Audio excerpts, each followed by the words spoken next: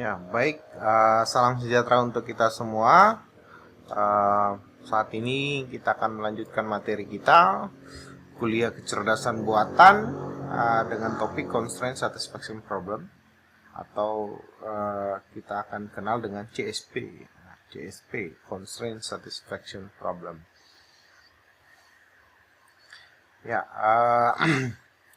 ini yang akan kita pelajari di minggu ini, yaitu Constraint Satisfaction Problem (CSP). Ada beberapa algoritma di dalam, ada backtracking, constraint propagation, dan forward checking. Nah, yang pertama kita akan bahas topik besarnya, yaitu Constraint Satisfaction Problem. Nah, ini adalah kita sudah pernah teknik pencarian yang telah kita pelajari itu ada uninform, inform, kemudian yang terakhir kita sudah bahas local search untuk memecahkan problem dengan mencari state yang bisa menjadi solusi. Kemudian struktur internal state-nya setiap problem tidak sama. Nah, Constraint Satisfaction Problem ini melakukan konfirmasi dari struktur internal state yang memenuhi syarat goal test. Jadi ini permasalahan yang berfokus pada goal. Ya, goalnya gimana sih? Ya, ini goalnya punya syarat. Ya, punya syarat. Nah, ini Constraint Satisfaction Problem itu ciri-cirinya state space search biasa.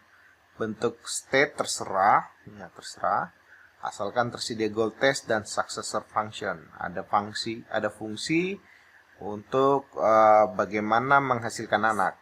Nah, itu kalau sudah ada itu, ada goalnya, ada syarat-syarat goalnya, berarti kita bisa menyelesaikan dengan CSP. Nah, state terdiri dari sejumlah variabel xi yang nilainya dari domain. Nilainya dari domain atau ranah DI. Goal test adalah himpunan atau himpunan constraint atau syarat-syarat dari goal, ya, yang harus dipenuhi berupa kombinasi nilai dari subset variabel. Solusi adalah menetapkan nilai assignment terhadap semua variabel sehingga semua syarat dipenuhi. Jadi ada menetapkan nilai-nilai ya, terhadap semua variabel. Jadi ingat bahwa kita memang di pencarian ini pemberian nilai, pemberian ada fungsi-fungsi mengenerate anak dan lain-lain itu tetap kita bawa ya, tetap kita bawa sampai sekarang. Nah, bagaimana menyelesaikan problem di CSP ya? Nah, perbedaan yang paling mencolok dengan yang lain, problem search yang lain itu adanya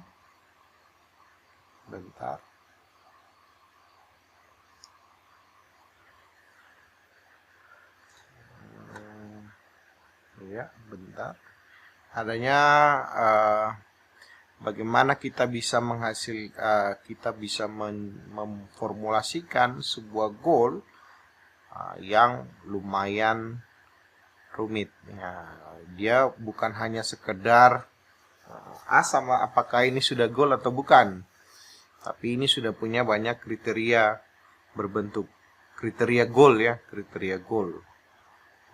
Misalnya kita mau mencari rumah, maka misalnya kita tentukan syarat-syarat membeli rumah, atau kita membeli laptop ya, kita buat Core i7, prosesornya, memorinya sekian, kemudian harddisknya sekian dan lain-lain, maka itu menjadi syarat dalam menciptakan goal.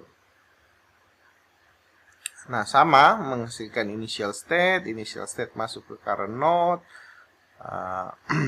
apakah dia sudah memenuhi semua syarat yang kita tentukan. Kalau sudah memenuhi dia sudah go, kalau sudah memenuhi dia goal, maka kalau belum dia masuk ke node ekspansi atau fungsi successor function, kemudian menghasilkan anak dan masuk lagi ke dalam open list. Sama prosesnya. Nah, sekarang garis bawahnya bagaimana fokus kita itu ada di goal. Fokus kita ada di goal, menyelesaikan goal dengan kriteria-kriteria tertentu. Nah, contoh implementasi pada constraint satisfaction problem itu ada map coloring, ya, ada map coloring. Bagaimana kita mewarnai gambar, mewarnai peta dengan warna-warna tertentu, ya, dengan warna-warna tertentu sehingga tidak ada warna yang sama yang berdekatan. Jadi kalau kita mau tentukan warna, ya berarti 4 ini nanti berbeda dengan node 5. Nah, metodenya bagaimana? Metodenya kalau di map coloring itu kita buat satu area yang seperti ini, ya. Kita buat area-area ini 5, 7, 8, 4, kita tentukan titik-titiknya, kemudian kita ekstrak menjadi C, lalu kita mulai mewarnai. Nah, mewarnai ini merah. Kalau ini udah merah berarti ini nggak boleh merah, ini juga tidak boleh merah, ini tidak boleh merah, dan seterusnya sampai kita bisa menghasilkan sebuah konfigurasi dari titik-titik dari yang kita ekstrak itu tanpa tidak ada warna yang saling berdekatan. Nah, pertanyaan yang paling esensi di sini adalah bagaimana membuat rumusan constraint dari graf ini sehingga sistem bisa mengecek apakah itu masuk constraint atau tidak. Jadi kerumitan paling tinggi nanti adalah bagaimana membuat rumusan constraint.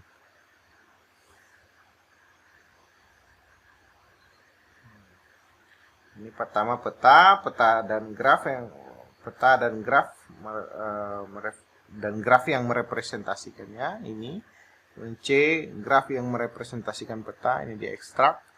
Kemudian pewarna mulai mewarnai simpul, mewarnai warna berbeda. 4 warna sudah cukup untuk. Jadi permasalahan di map coloring ini adalah jumlah yang kecil. Jadi kalau kita punya misalnya ini ada 8 titik, ya, 8 titik.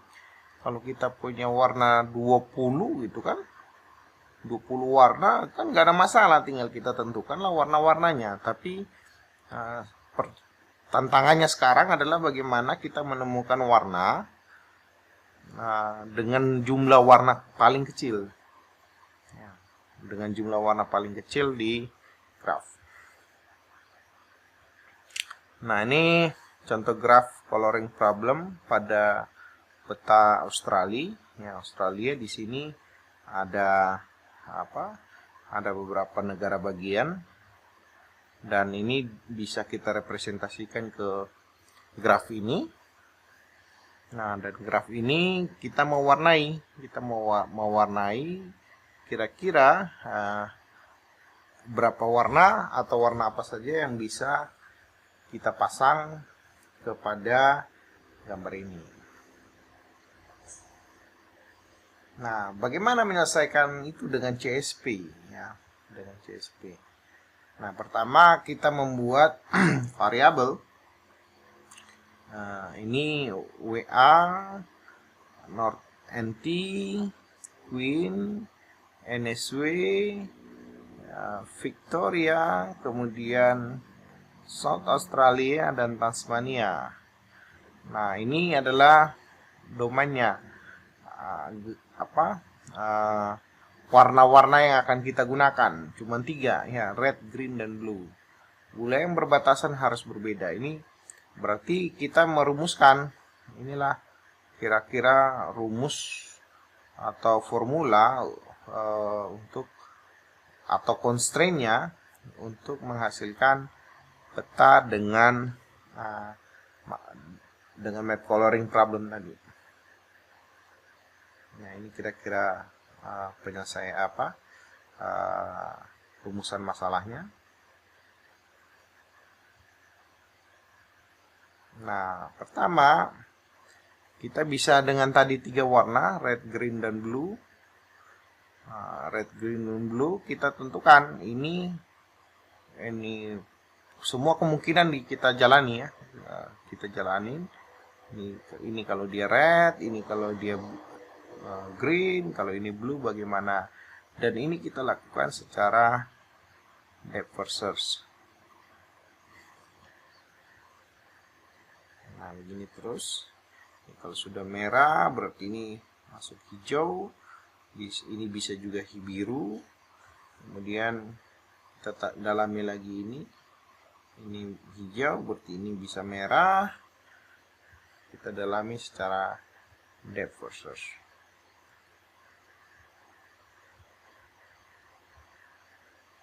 Maka kita akan ketemu hasilnya demikian.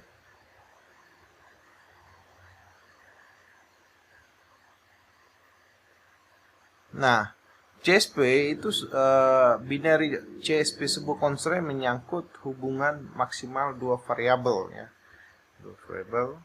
Constraint graph representasi di mana node adalah variabel, edge adalah constraint-nya. Jadi nah, kalau ini kita gambar, ini adalah node-nya dan ini adalah constraint-nya ya. Ini adalah constraint-nya.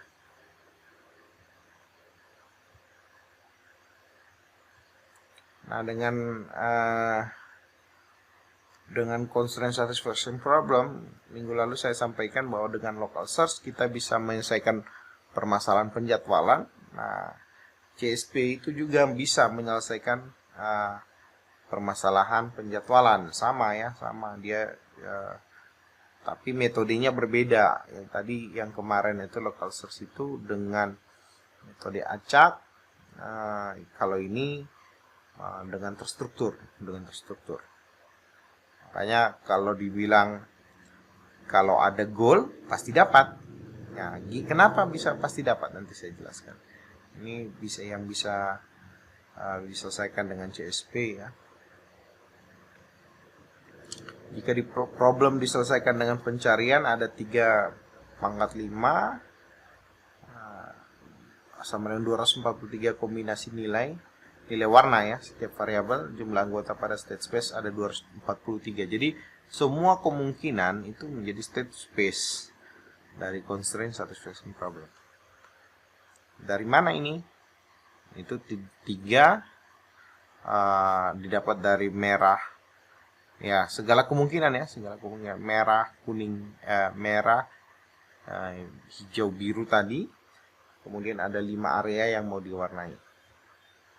Jika problem misalkan dengan CSP hanya 2 pangkat 5, 32 kombinasi karena satu berwarna sudah terpilih. Pengurangan sampai 87%. Dan dengan menggunakan CSP ini kalau semua kemungkinan ditelusuri ya. Nah, kalau dengan CSP dengan model tree tadi hanya 2 pangkat 5 kombinasi karena satu langsung dipakai dan tinggal 2 warna yang kita gunakan. Nah, untuk menyelesaikan masalah CSP ini ada beberapa algoritma: backtracking search, pemilihan state yang memenuhi syarat constraint. Kemudian ada constraint propagation, menggunakan inference, dugaan solusi, menggunakan constraint untuk mengurangi jumlah kemungkinan. Pendekatannya forward checking. Nanti saya akan sampaikan 2 algoritma ini pada materi video ini. Yang pertama kita akan bahas dulu backtracking search. Nah, kalau kita menggunakan algoritma backtracking untuk menyelesaikan permasalahan pewarnaan tadi, variabel assignment-nya berlaku komutatif. Dalam arti Western Australia tadi red, lalu anti green sama aja dengan anti green, lalu WA red. Jadi urutan tidak diperhatikan. Pada tiap level hanya perlu mengassign satu variabel. Defer search pada CSP dengan assignment satu variabel tiap level disebut dengan backtracking search. Jadi menggunakan defer search ya. Algoritmanya uninform, standar untuk masalah CSP, uninform. Bisa menyelesaikan n-queen problem dengan n sampai 25. Jadi dia bisa dengan backtracking ini n-queen problem itu yang kita kemarin pakai local search itu bisa diselesaikan dengan sampai n sama dengan 25 kali 25 kotaknya. Ini pseudocode dari backtracking. Jadi mengassign, kemudian melakukan order, domain value, kemudian melakukan inference apakah dia goal atau tidak. Ini sama seperti framework yang saya buat itu. Nah, sekarang backtracking pada map coloring itu dimulai dengan papan yang kosong, misalnya kotak map yang kosong, kemudian dia turun ke sini dengan 3 kemungkinan, red, green, blue. Nah, lalu kita pilih secara defer search, pilih WA sebagai red, kemudian WA red inti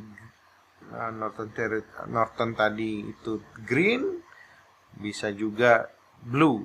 Nah, diturun lagi sampai dapat red, green, dan seterusnya ya. Dilakukan secara defer search. Nah, bagaimana menyelesaikan n-queen problem dengan backtracking? Ya, simple juga, bahwa ini kotak kosong. Kita mulai dengan satu x ya, satu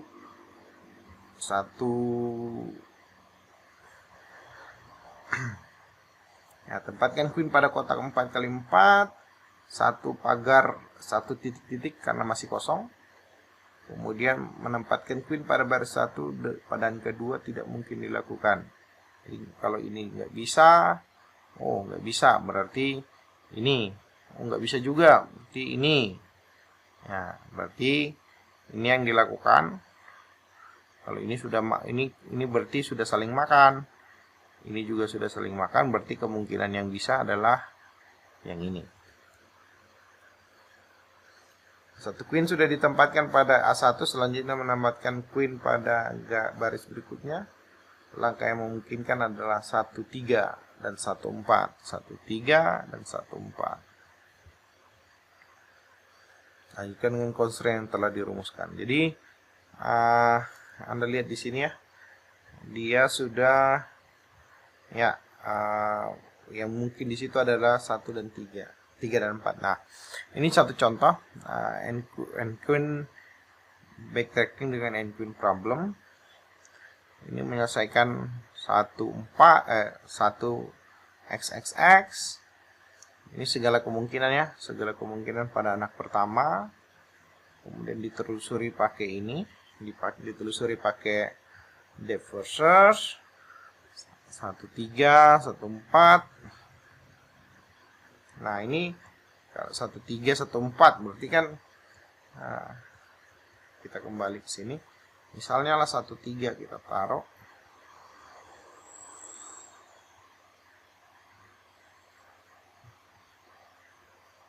Ya, 1, 3.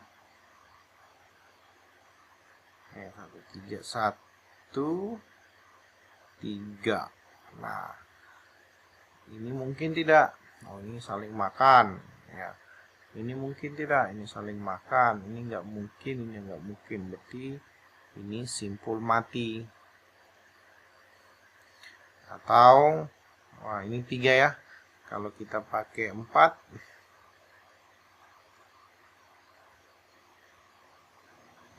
kita ke 1 4, 1 4, di sini mati, di sini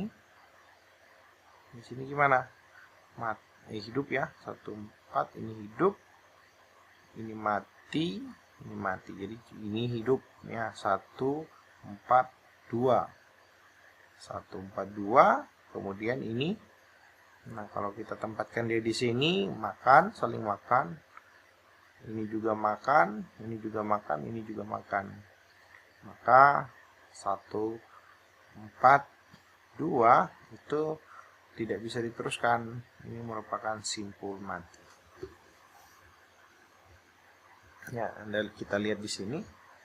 Simpul mati 1 4 masih ada anak 1 4 2, tapi simpul mati. Maka setelah itu kita pindah ke jalur 2. Jalur 2 itu jalur 2 4. Perhatikan ya bahwa dia tidak menelusuri simpul yang sudah mati, jadi yang pasti mati. Jadi intinya dia melakukan filtering pada saat mengenerate anak ya, waktu dia menghasilkan anak. Perhatikan waktu dia menghasilkan anak adalah anak-anak yang hanya yang memungkinkan saja, tidak yang sudah tidak lolos constraint, itu tidak dihasilkan ya. Di sini kan harusnya bisa 1 1 1 2. Kenapa? Karena ini sudah tidak lolos, sudah tidak bisa melewati goal. Jadi sehingga ini langsung dibuang. Nah, begitu juga ini 2 4 masih bisa, 2 4 1 masih bisa. Nah, 2 4 1 3 ini sudah langsung ketemu goal. Maka 2 4 1 3 merupakan goal dari salah satu goal ya, salah satu goal dari N Queen 4 kali 4. Ya, 2 4 1 3. 2 4 1 3 itu seperti apa? Coba kita lihat. Ya, 2 4.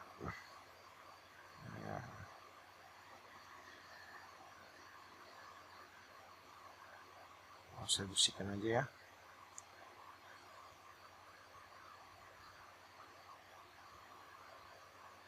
Ya, 2 4 1 3. Nah, ini goal. Tidak ada saling makan queennya.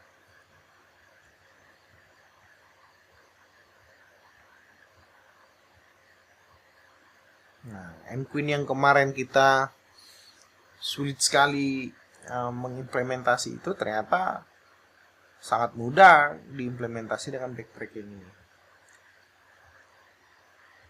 Nah, bagaimana metode? Ada beberapa metode untuk CSP ini ya.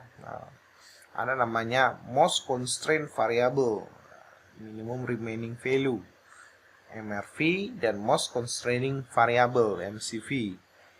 Pilih variabel dengan variasi memungkinkan nilai paling sedikit. Jika lebih dari satu variabel, maka digunakan most constraining variable. Most constraining variable, pilih variabel yang memiliki jumlah constraint lebih banyak. Perhatikan di sini order domain value.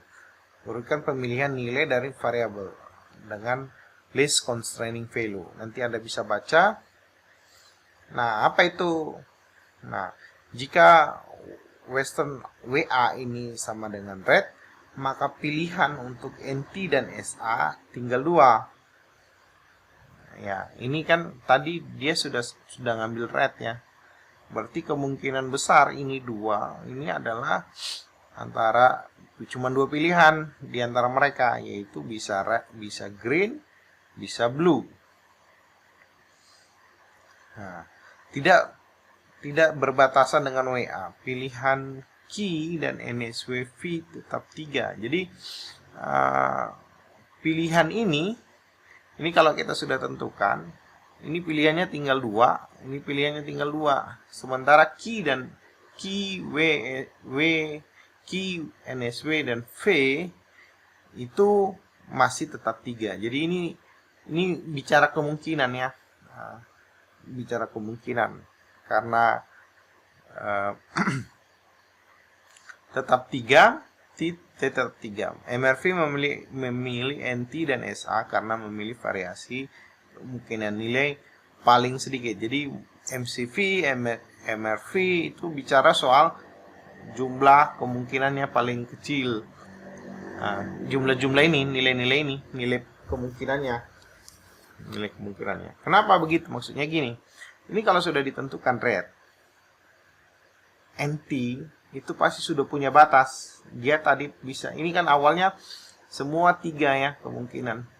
Semua bisa 3. Semua masih bisa 3, ini juga 3. Nah, karena ini sudah ditentukan, misalnya red kita tentukan, maka ini kemungkinannya menjadi 2.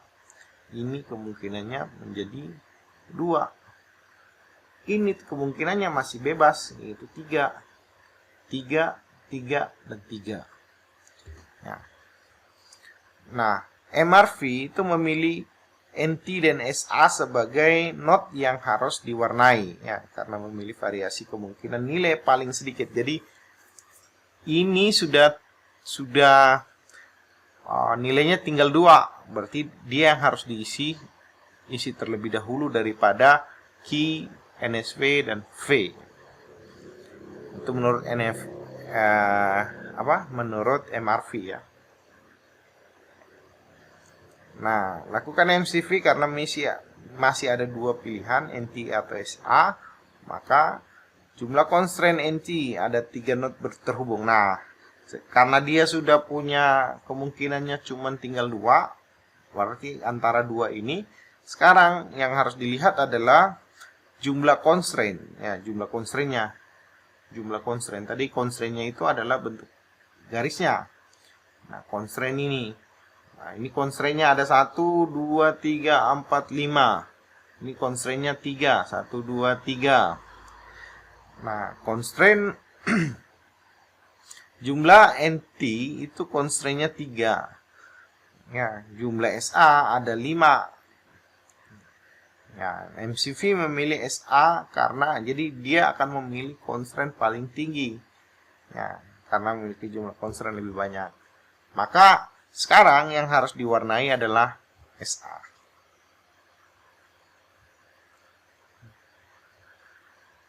Nah, kalau ini jika WA NT green maka pilihan red blue ya. Maka jika ini sudah ditentukan red, maka NT dan NT green maka pilihan key. Ya, ini dia akan menunjuk sini ya. NT ini sudah ditentukan, maka pilihan key adalah antara red dan blue. Jika key sama dengan red, maka variabel SA ada satu pilihan nilai. Ya, ini tinggal satu pilihan nilainya. Begitu metode constraint satisfaction problem. Nah, sekarang kita bicara soal pendekatan forward checking. Nah, kalau pendekatan forward checking itu mencatat keep track yang memungkinkan nilai yang konsisten dengan constraint untuk semua variabel. Ya, pencarian dihentikan jika salah satu variabel sudah tidak memiliki kemungkinan nilai. Jadi, forward checking ini mencatat memungkinkan nilai yang konsisten ya, constraint untuk semua variabel. Jadi dia constraint-nya pada node-nya, pada variabelnya. Pencarian dihentikan jika salah satu variabel sudah tidak memiliki kemungkinan. Jadi gini, backtracking dengan pilihan nilai lain. Jadi ini forward checking ya. Nah, kita lihat forward checking. Nah, ini forward checking pada nQueen ini menggunakan graph 4 variabel problem and 4x4 nQueen. Jadi ketika ini dianggap node ya, dianggap node dan itu semua saling terhubung. Anda lihat di sini.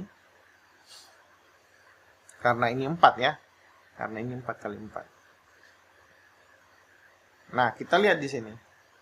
Ketika ini mau 1, 2, 3, 4 ini semua tergantung sumber buku referensi ya. Ini ada referensi saya gunakan dari Artificial Bonnie Jedor, University of Maryland.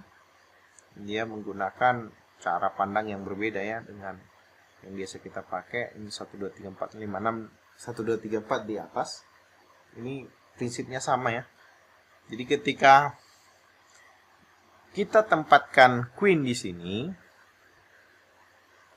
secara paralel, secara bersamaan, setiap mesin di sini itu akan mencatat kira-kira yang mana blok yang mungkin. Jadi ketika kita tempatkan Queen di sini, maka secara paralel ini dia langsung memblok kemungkinan di masing-masing mesinnya, masing-masing node-nya. Ini sudah melakukan pencatatan bahwa ini sudah tidak bisa dilakukan. Jadi misalnya gini, mesin kedua atau core kedua ini, node kedua ini akan melakukan pemblokiran pada titik-titik di mana constraint ini yang menjabarkan constraint tadi. Jadi kalau ini sudah ditempatkan, maka Queen node kedua akan melakukan pemblokiran pada titik di mana titik 1 dan 2 itu langsung diblok. Kenapa? Karena ini sudah tidak mungkin lagi. Karena ini constraint-nya sudah tidak bisa, constraint-nya sudah tertutup gitu ya. Kemungkinannya sudah tertutup. Jadi tidak boleh lagi 1 dan 2 di titik 2 ini diisi lagi oleh Queen. Oleh karena itu langsung diblok. Begitu juga pada node 3. Node 3 akan memblok titik 1 dan titik 3. Begitu juga pada node 4. Dia melakukan blok pada poin ini. Maka kemungkinan untuk Queen itu ditempatkan pada node kedua itu hanya di sini dan di sini. Ini dilakukan secara paralel, secara bersamaan, sehingga waktu pencarian itu menjadi lebih cepat dibanding constraint satisfaction problem tadi, dengan kemungkinan tadi. Nah, kalau kita tempatkan ini, Queen itu ditempatkan di sini, maka 1 dan 2 ini pun ini pun langsung ditutup ya, ini langsung ditutup. Nah, 3 ini akan melakukan pemblokiran pada titik ini. Jadi, pada iterasi kedua saja, itu kita sudah tahu bahwa poin ini, node 1, itu sudah jalan buntu. Jadi yang pertama dia masih kalau kita bandingkan proses di backtracking,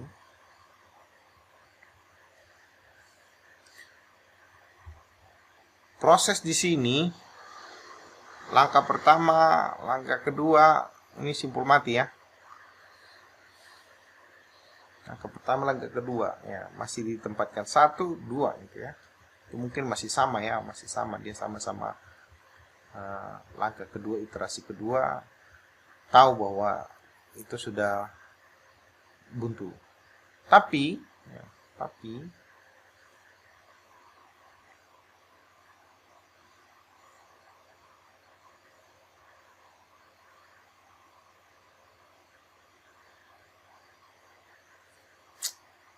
apa sih? Tapi kalau kita masuk di sini lagi, queen kedua kita letakkan di titik kedua, itu 2, maka di proses ini akan memblokir ini. Nah, iterasi kedua ini juga melakukan, ini bukan di sini. Ini akan melakukan pemblokiran di sini. 4 akan melakukan pemblokiran di sini. Ya. Ini iterasi pertama masih ya, iterasi pertama. Iterasi kedua, ini kita tempatkan dia di sini. Maka 3 ini masih kosong. 3 akan melakukan blokir di sini, 4 akan melakukan pemblokiran di sini. Maka kemungkinannya ada di sini 3. Ya. Kemudian 4 akan melakukan pemblokiran di sini, dan ini langkah berikutnya adalah menempatkan queen di sini sehingga ini adalah goal. Kita lihat di sini dengan 4 langkah. Dengan 4 langkah kita akan ketemu goal dari N4 kali 4.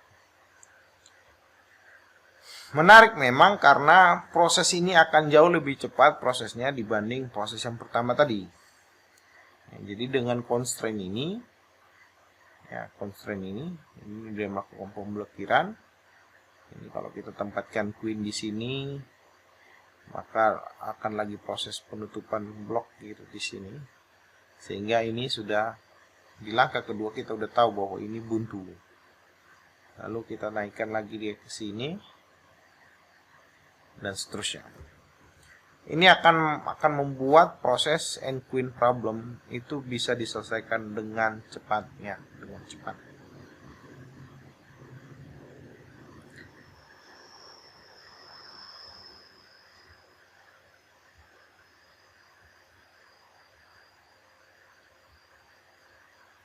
Nah, bagaimana melakukan itu? Sekarang kita ke framework kita.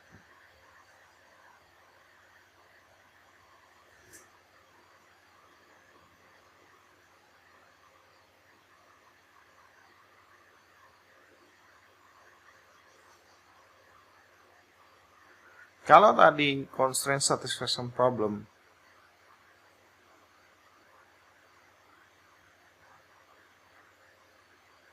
ya, saya harus kembali.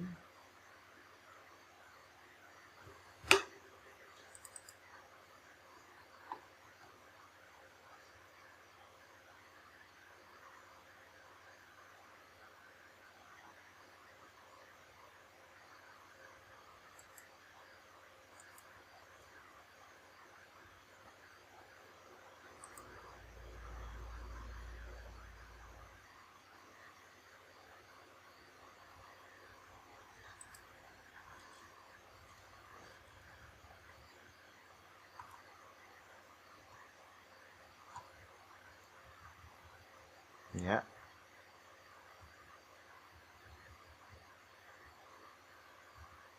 Oke. Nah, menariknya adalah bukan hanya di goal testnya ya, bukan hanya di goal test.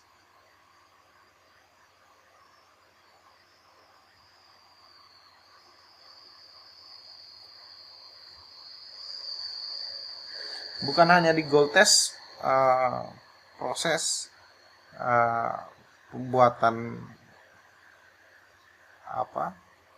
penghasilan anak itu yang menjadi salah satu kerumitan, tapi di sini juga ya waktu mengenerate anak, di sini juga langsung ditempatkan function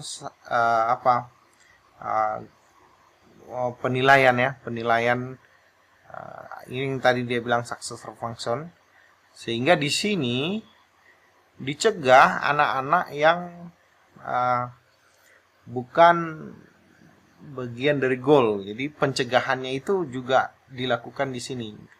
Jadi ketika masuk ke sini, masuk kembali ke sini, diharapkan sudah lebih sedikit. Jadi dengan forward checking itu proses di sini itu menjadi lebih sedikit. Jadi anak yang dihasilkan itu ditekan sehingga tidak terlalu banyak anak yang tidak produktif ada di dalam open list. Nah, itu strategi dengan menggunakan CSP. Dia karena dia punya kriteria untuk menilai goal, ini juga dipakai untuk menghasilkan memfilter anak-anak yang dihasilkan. Ini sama seperti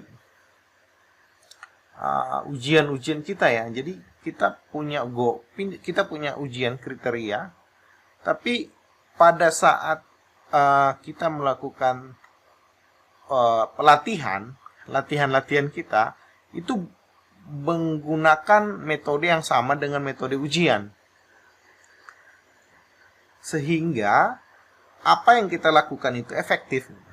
Nah, itu model forward checking tadi, salah satu fungsi untuk forward checking itu untuk menambahkan di sini ya, proses di sini untuk memfilter anak-anak yang tidak yang produktif sehingga bisa lebih efektif dalam pencarian. Nah, kita lihat di sini bahwa model ini, framework ini juga berlaku di semua model searching. Dengan model tadi ini, dengan pemahaman yang sedikit tentang framework ini, Anda akan paham menyelesaikan permasalahan dengan searching. Ya, dengan searching. Tadi bagaimana dengan kita menyelesaikan permasalahan penjadwalan dengan CSP? Ya, misalnya saya punya papan jadwal.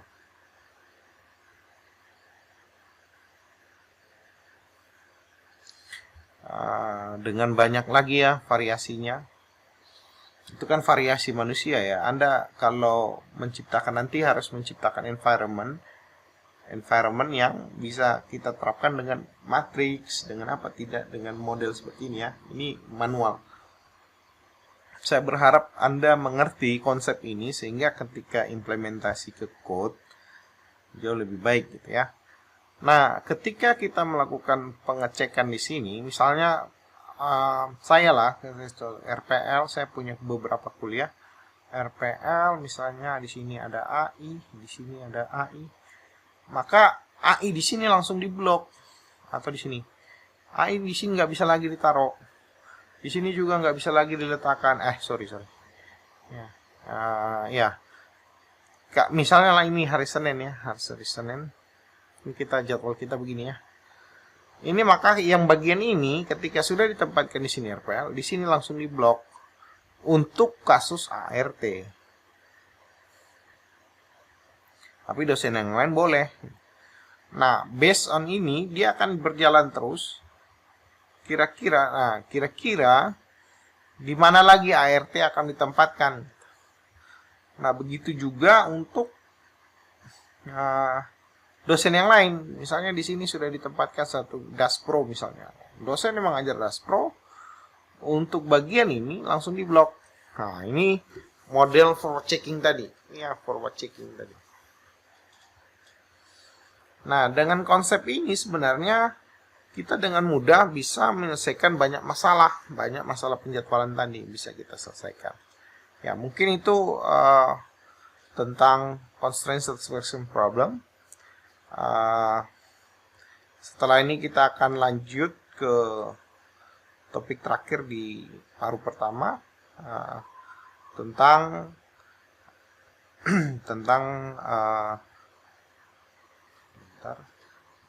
adversarial ya, adversarial search.